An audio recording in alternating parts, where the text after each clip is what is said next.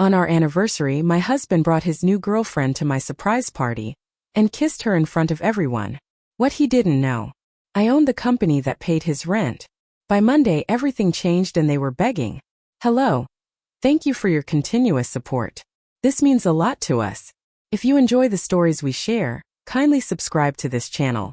It would be great if you can also comment on which city you are watching from. We might just give you a shout out in our next story." Today, our special shout out goes to Jack Stone from Ohio. We are glad you enjoy our stories. Now let's dive into the details of today's story. The night was supposed to be perfect. I had been planning it for weeks, carefully arranging every detail of the surprise anniversary party for Ethan and me. After 10 years of marriage, I thought I deserved a night to celebrate what we'd built together. But I couldn't have been more wrong. The evening began like any other. Guests arrived excited, their faces glowing with laughter and conversation. The long table was laden with food: shrimp cocktails, baked salmon, mashed potatoes, and the rich red wine I knew Ethan adored. Everything was perfect. Everyone seemed happy, or at least they pretended to be. I had even hired a photographer to capture the moment, wanting to hold on to the memory of this night for years to come. Then it happened. Ethan walked in through the door, not with the smile I'd grown so used to over the years, but with a different kind of smile. A smile I had never seen before. A smile that wasn't meant for me. I froze. My heart sank to the pit of my stomach as I watched him walk through the doorway, arm in arm with a woman I had never seen. She was tall, blonde, with the kind of beauty that belonged in a magazine. My stomach churned as my eyes locked on Ethan, watching as he leaned down and kissed her softly on the lips. The room fell silent, and for a brief moment I thought I was dreaming. The guests were stunned. I saw their shocked faces, their confused glances at one another, but it wasn't their reactions that mattered. It was mine. Ethan turned to face the room, beaming as if he hadn't just crushed my heart with the weight of 1,000 bricks. "Everyone," he said with an arrogant tone that made my blood boil. "This is Sarah. She's my new girlfriend." A cold wave washed over me. The word girlfriend echoed in my ears, reverberating like a sharp knife digging deeper into my chest. I couldn't breathe. I couldn't think. My eyes blinked rapidly, trying to clear the fog of disbelief clouding my mind. Was this really happening? Was this the anniversary party I had dreamed of for months? Or was this my worst nightmare come to life? I stood there, rooted to the spot, unable to move. How could he do this? In front of everyone, in front of all our closest friends and family. How could he bring someone else into the celebration of our marriage, into the life we had built together? The betrayal felt like a physical blow, like a fist to the gut, making it hard to stand upright.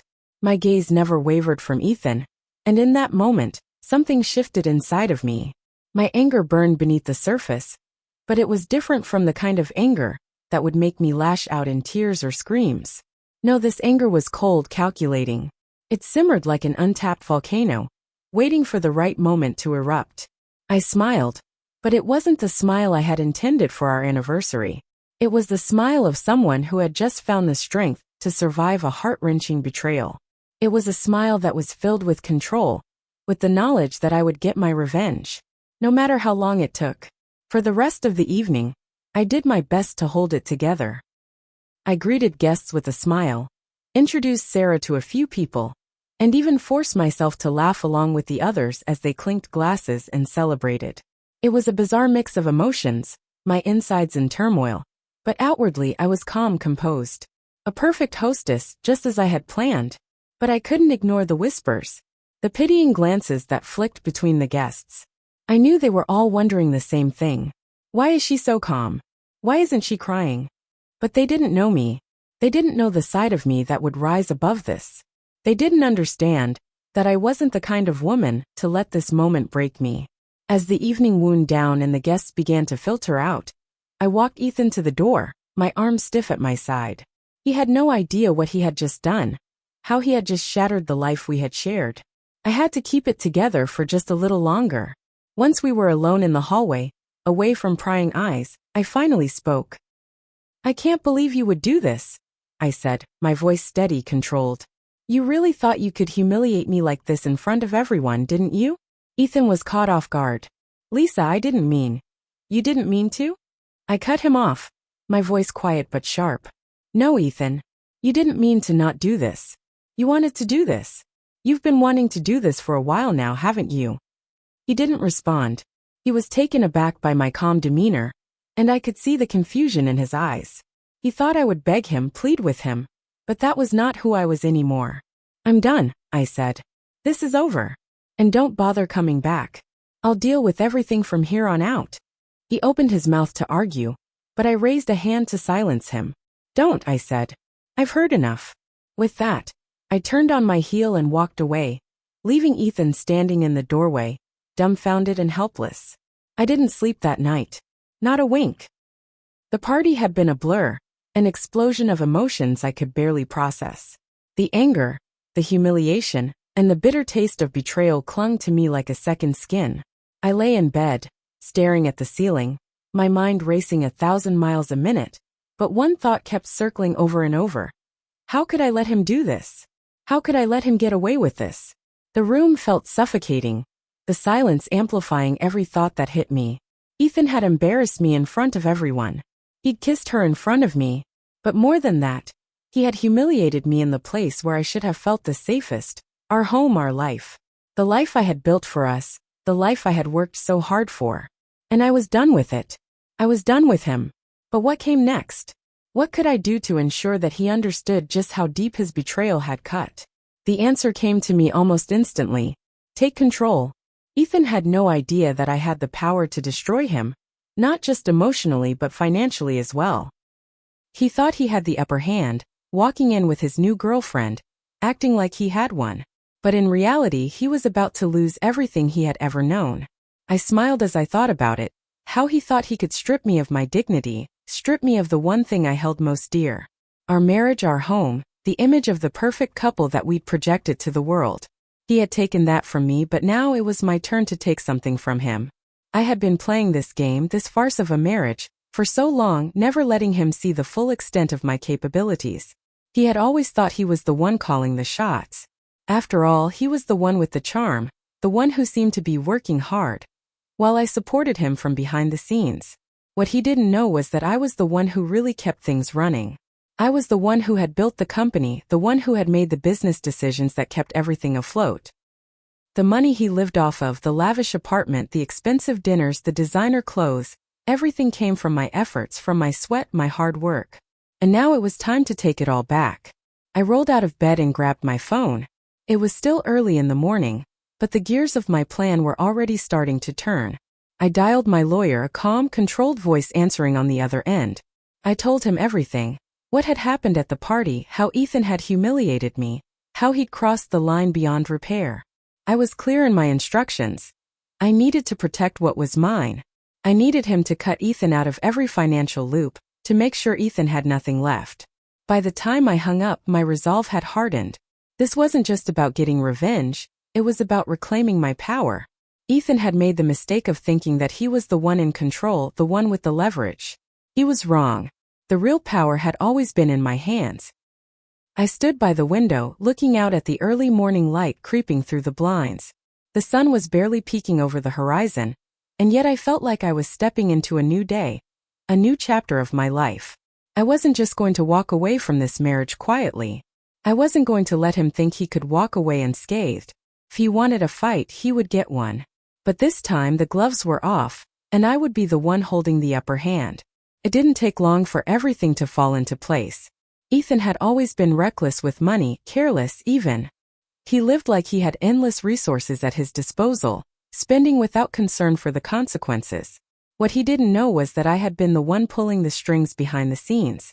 I had kept track of every dollar, every investment, every deal that came through the company. I knew exactly where the money was, who owed what, and how much was left in the bank. And now, all of that was mine to control. I called a meeting with the board of the company, and when the conference room filled with the key players in the business, I laid out my plan. No one questioned me. They had seen me work tirelessly to build this company, had witnessed my drive and intelligence over the years. I had earned their respect. Effective immediately, I said, my voice firm and unwavering. Ethan will no longer have access to any company accounts, assets, or communications. His name is to be removed from every document, every file, and every account. He no longer holds any stake in this company. There were no objections. They all understood what had to be done. As soon as the meeting ended, I instructed my assistant to take the necessary steps to ensure that Ethan had no way of accessing any of the company's finances or resources. By the end of the day, all of his access was cut off. But that was just the beginning. I made a few more calls. This time to some of the contractors, suppliers, and associates Ethan had worked with. I made sure that they knew where their loyalty should lie now. I made sure that Ethan's name was blacklisted from the companies and services that had once helped him maintain his high-end lifestyle. It wasn't about being petty. It wasn't just about punishing him. It was about making sure that he understood the full weight of what he had done. He couldn't take me down. He couldn't just waltz into my life and ruin everything, expecting no consequences. He had underestimated me, and now he was going to pay for it. The next morning, I received a call from Ethan. His voice was frantic, desperate. "Lisa," he said, almost pleading. "What the hell is going on? Why am I locked out of everything?" I let him stew in the silence for a moment before I answered. "You've crossed a line, Ethan. A line you can't come back from." I hung up before he could say anything else. By the time Ethan realized the full extent of what was happening, it was already too late. I watched from the sidelines, knowing that everything was unfolding just as I had planned. There was a certain satisfaction in seeing him scramble, watching him panic as his world slowly started to collapse around him. But it wasn't just about watching him squirm. It was about something far deeper than that. It was about justice. The kind of justice that couldn't be found in a courtroom, but in the silent, calculated steps I was taking to dismantle his life piece by piece. It all began when Ethan tried to access his work email, only to find that his login had been disabled. Panic set in as he called the IT department, begging them to let him back in, claiming there had been some kind of mistake. But they were as clueless as he was about what was going on. His calls to the board of directors went unanswered. The company's accounts were frozen, and no one was willing to talk to him.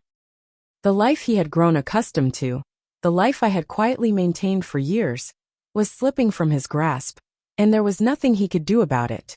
The first time I spoke to him after all this started, his voice was shaky. "Lisa, please, you don't have to do this. I didn't mean to hurt you." I could hear the desperation in his tone, the vulnerability that had never once existed in our marriage. It was the same voice he used when he wanted something, when he needed me to forgive him. But I wasn't that woman anymore. I wasn't the woman who had spent years covering up his mistakes, making excuses for him, letting him get away with things, just because I didn't want to rock the boat. Now the boat was sinking, and there was no lifeboat in sight. "You didn't mean to hurt me?" I replied, my voice cold and deliberate. "Ethan, you humiliated me in front of everyone I know. You think you can just walk into our anniversary party with some woman and kiss her in front of my face without any consequences? You were wrong." There was a long silence on the other end of the line. I could hear him breathe, the sound of his regret hanging in the air. But I wasn't done. "You don't get to play the victim here," I said, feeling the weight of my words. "You've made your bed, and now you have to lie in it." His response was weak. "I don't have anywhere to go, Lisa. Please just give me a chance to make this right." I almost felt sorry for him. Almost. But then I remembered the look on his face when he kissed Sarah, the way he acted like everything I had done for him didn't matter, the way he had thrown me away like I was nothing. And in that moment, any trace of sympathy I might have had evaporated. "I've already given you enough chances, Ethan," I said firmly. "But this time there's no going back." The conversation ended with nothing more than a faint promise from him that he would figure things out. I didn't believe him, though. I knew Ethan better than anyone. He didn't know how to figure things out.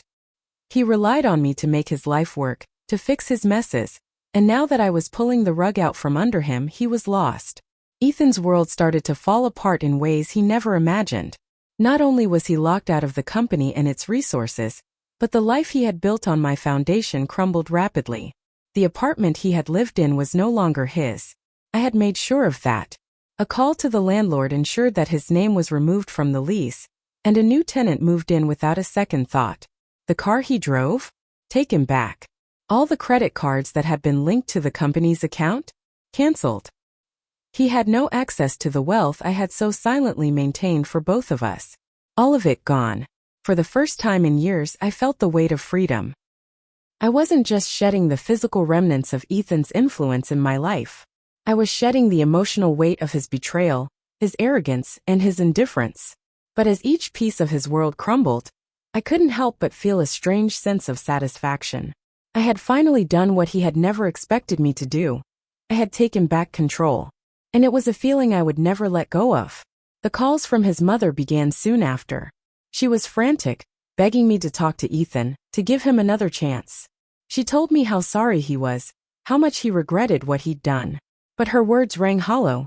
How could she, of all people, expect me to forgive him? She had always been there to support Ethan no matter how many times he messed up, no matter how many lies he told. But this time was different. I was different. "Lisa, you can't do this," his mother said, her voice trembling. "He's your husband. He needs you." "He needed me for years," I replied, the words tasting bitter as they left my mouth. "But I wasn't good enough for him. He had to go and throw it all away for a woman who isn't even worth his time. Don't ask me to fix this. I'm not going to." I could feel the weight of her disappointment through the phone, but I didn't care. Ethan had made his bed, and now he would have to lie in it. The next few days were a blur of texts, calls, and messages from Ethan and his family, each more desperate than the last. But none of it mattered. I had made my decision and it was final. Ethan's world was falling apart faster than I ever expected. It wasn't just about money anymore. It was about his reputation, his pride, everything he had once held dear. And the truth? The truth was that he wasn't going to bounce back this time. He couldn't. Not after everything he had done. I let him stew in his mess, watching from the sidelines as he tried, and failed, to put the pieces of his life back together. But I wasn't going to let him back in. Not now, not ever. The weeks that followed Ethan's downfall felt like a slow burn, one that I had lit, and now, I was content to watch it smolder. Every call, every attempt he made to contact me, only strengthened my resolve. I had no intention of speaking to him again. The man I had once loved was gone, replaced by a stranger who had betrayed me in ways I would never forget. I knew he was scrambling, trying to salvage whatever was left of his dignity. He had tried calling in favors from old friends and colleagues, but they all turned their backs on him. No one wanted to risk getting involved with a man who had shown his true colors. And just like that, Ethan was reduced to a man without allies, without a future, without the life he once thought he had built. His calls grew more desperate as the days wore on, and though I could hear the pain in his voice, I felt nothing. I'd expected him to fight back harder, to show some trace of the man he used to be. But in the end, his desperation revealed a side of him that was weaker than I had ever imagined. The man who had once walked into our anniversary party, full of bravado and pride, was now begging for mercy. And that in itself was the sweetest part of my revenge. I had already moved on. A few weeks after everything unfolded, I made a call to a trusted colleague. I needed a fresh start, somewhere far away from the wreckage of my past. He had a beautiful cottage by the beach, a place where I could finally breathe again, where I could leave everything behind. No more pretending. No more living in a house haunted by memories of a life I didn't want anymore. I packed my bags, left the city, and settled into the peace of my new life. Ethan, on the other hand, was still trying to make ends meet. His previous lifestyle had been so dependent on the money I had silently provided, but now he had to face the reality that he wasn't as capable as he thought. He tried to find another job, but his reputation preceded him. People knew the truth now, and no one was willing to take him on. His fall from grace was swift and unforgiving. The final blow came one morning when I saw a headline in the local news. Ethan had been seen leaving a pawn shop with what appeared to be one of his more expensive watches, the same one I had bought him for our anniversary years ago. The watch that had once symbolized our future together. I felt a pang of something, but it wasn't regret. It was satisfaction. He had lost everything, and yet he still didn't understand why. The man who had thought he could live off of me forever, who had humiliated me in front of our friends, was now nothing more than a shadow of what he once was. It was the final reminder that I had made the right decision. The end of one chapter had marked the beginning of another for me. My life was mine again, and this time I was in control. But what about Ethan?